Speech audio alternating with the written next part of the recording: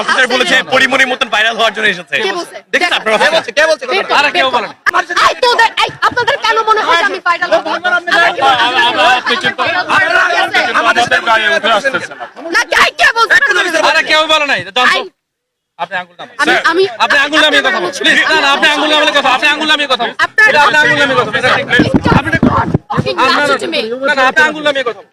না এটা কিন্তু শিষ্টাচার বহির্ভূত। ঠিক আছে আপনি মহিলা মানুষ আপনাকে রেসপেক্ট করতেছেন। You're saying that he's lying? You're saying? Are you saying that he's lying? Of course, you are.